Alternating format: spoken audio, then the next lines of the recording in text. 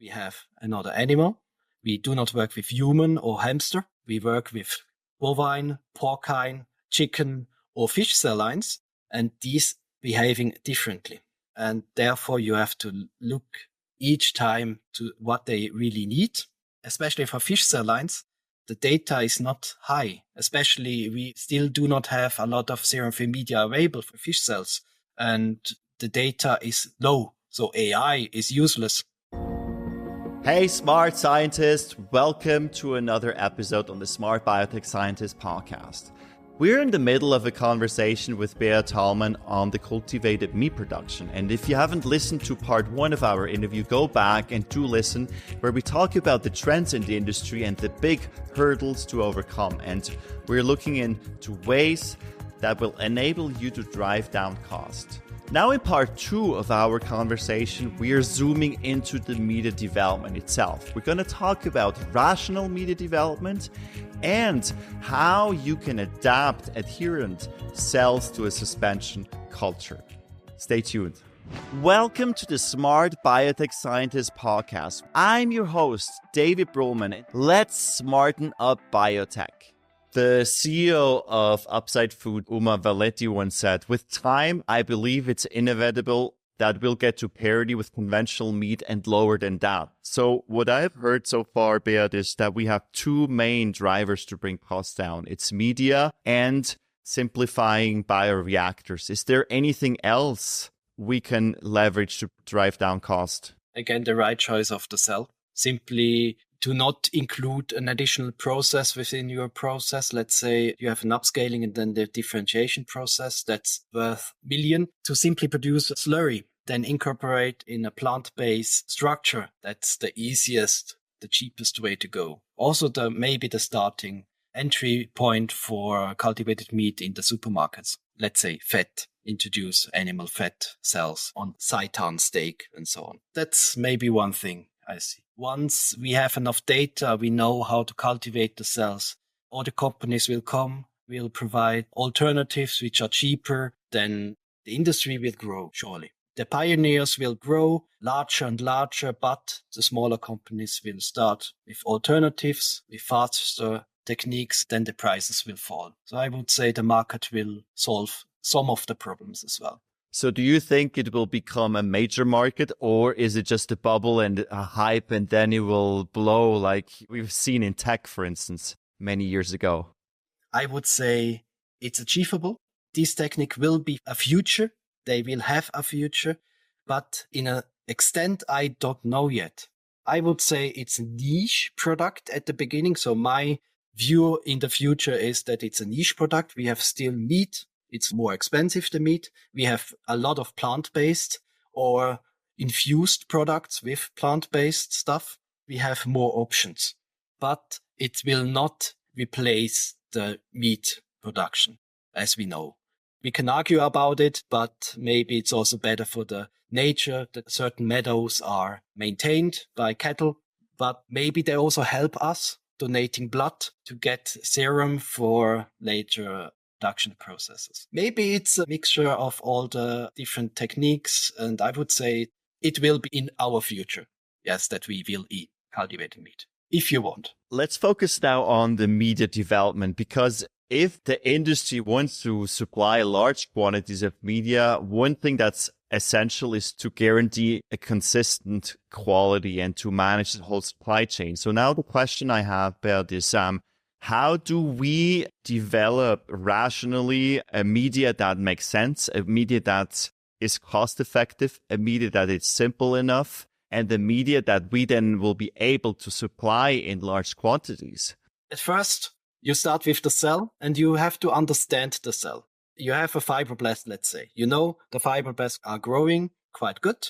And you know these amino acids should be inside. And you know maybe the basal medium traditionally was used for growing such cells, like, let's say DMEM, simply to have a name in the room. DMEM will be used for this as a starting point, and then you iteratively optimize what the cells need. You use spent media, for example. You add some amounts of growth factors that the cells steadily grow. Maybe you have already achieved suspension cell. That's even better. Then you have to further understand what the cells need in the different steps of cultivation. It's something else in the lag time. It's something else in the exponential phase. And it's something else in the stationary phase when you achieve. And when they potentially differentiate a little bit or potentially differentiate a lot. So there's a huge shift on the top of the growth curve, but in the exponential phase, this one you want to keep quite long. Therefore, you have to feed the stuff the cells really need in this phase. Therefore, you have to find out what it is using spent media analysis, or finding also out which additional components you need by simply adding it by DOE. So once you have intermediate media formulation, you have to go back to the literature and iteratively add stuff in different concentration, in different combinations, and then maybe you have the right formulations. It's not easy, but it's worth at the end, because then you have a medium, you have a known content, and you can improve it towards better processes.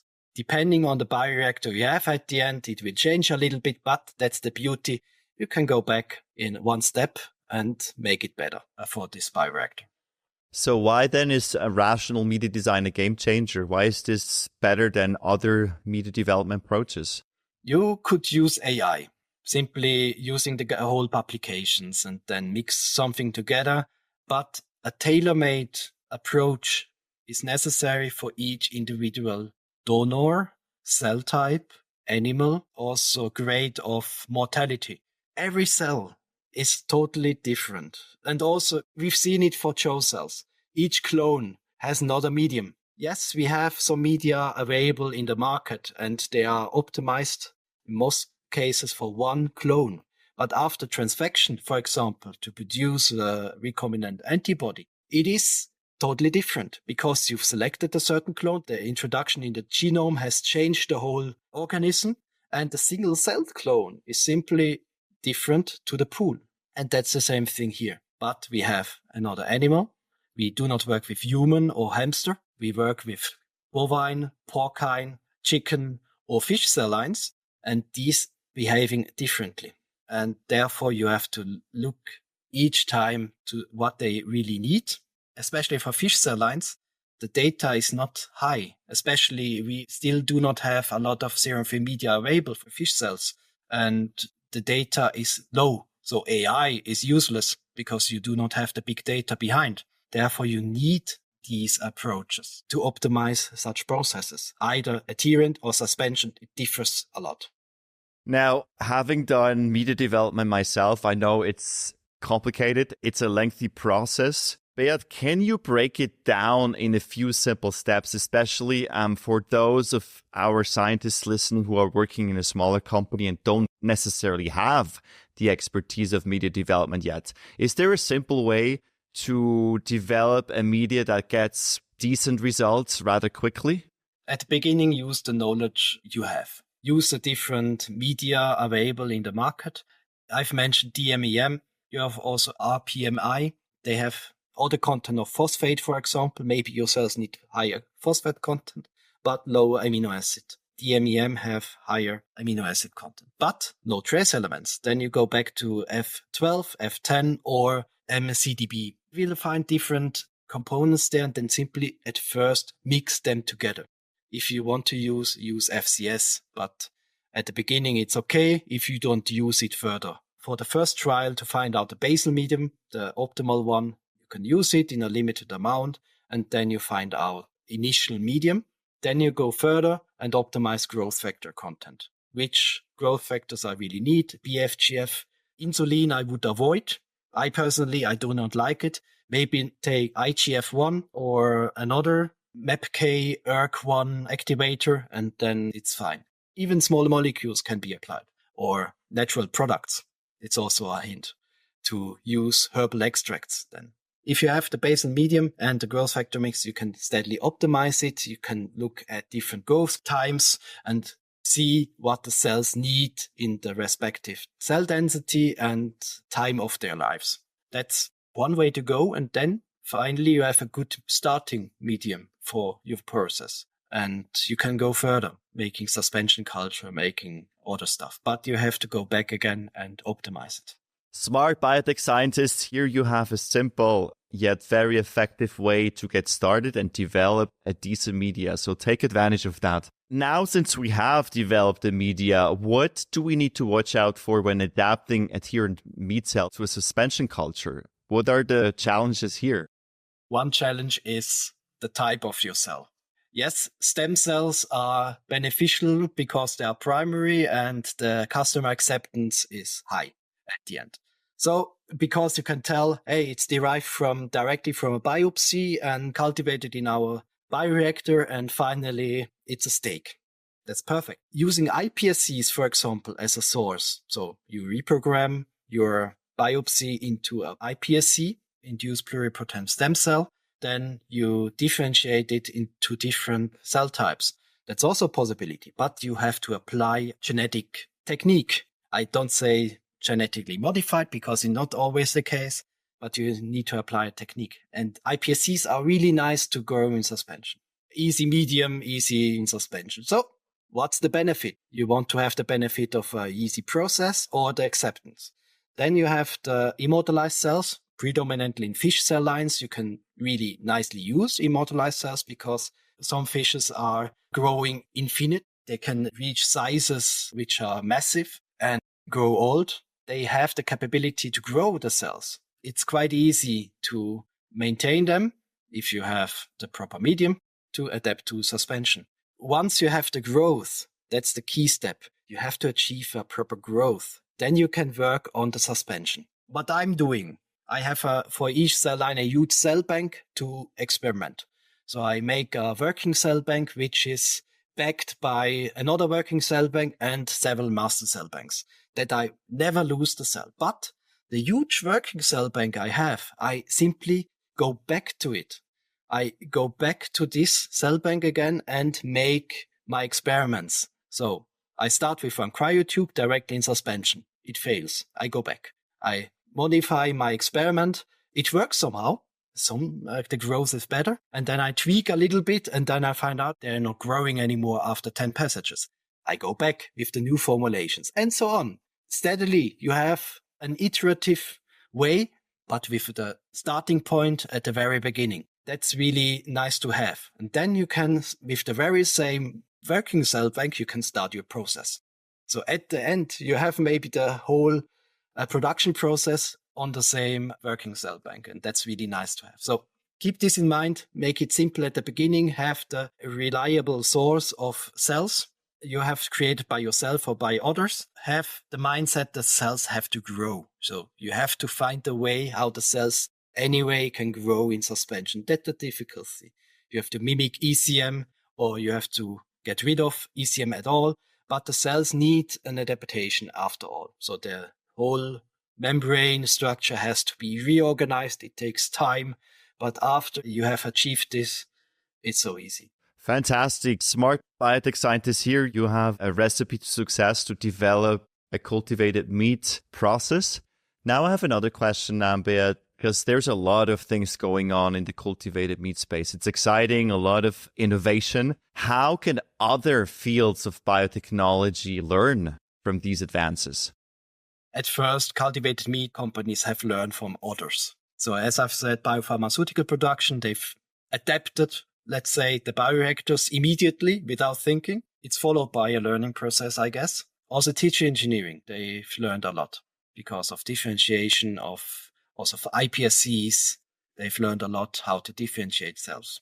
Now, there's not similar movement in tissue engineering. They are still in low scale.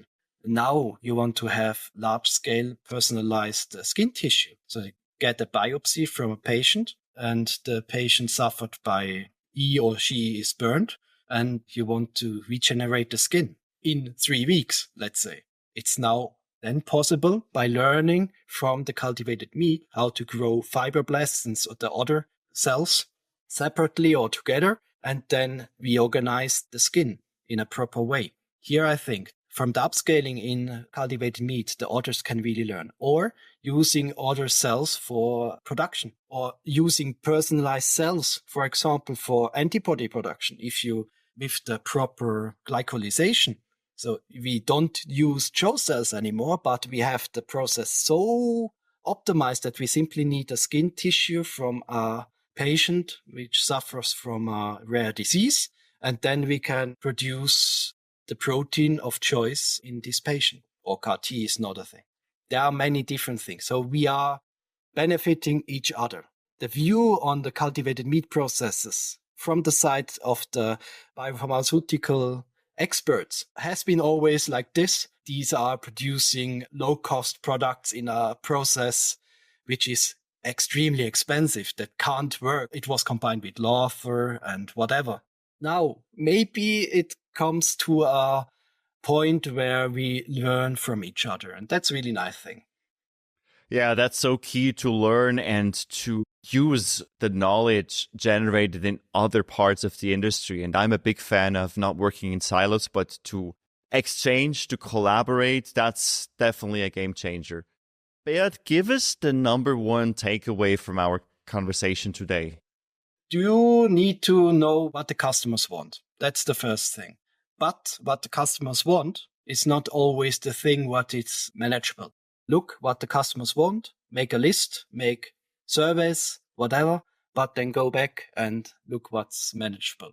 Use the cell type which is appropriate to achieve cost-effective process. That's the main thing which makes the whole product ready for market. The opportunity for cultivated meat, another take-home message. Don't think of bovine material. Don't think of porcine material. So not the animals we have already in our food system. Let's think from platypus or a turtle or whale or whatever you see as an animal around. You can't eat, you can't breed. And maybe in future we are able to use this technology to eat certain cells we are not able to eat. That's an interesting future, but at the beginning it should be viable for the market, and therefore choose the right cell line, choose the right product. Definitely exciting, and a lot of surprises are coming up. Beat, where can people connect with you? Obvious thing is LinkedIn.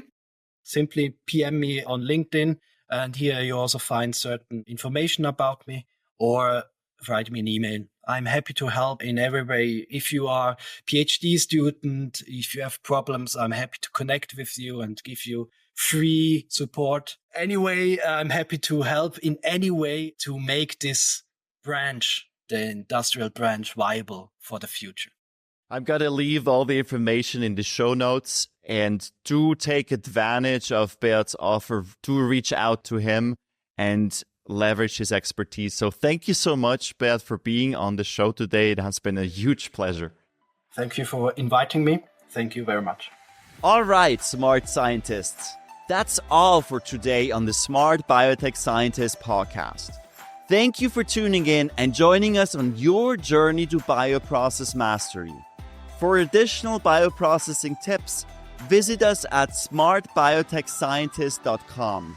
Stay tuned for more inspiring biotech insights in our next episode. Until then, let's continue to smarten up biotech.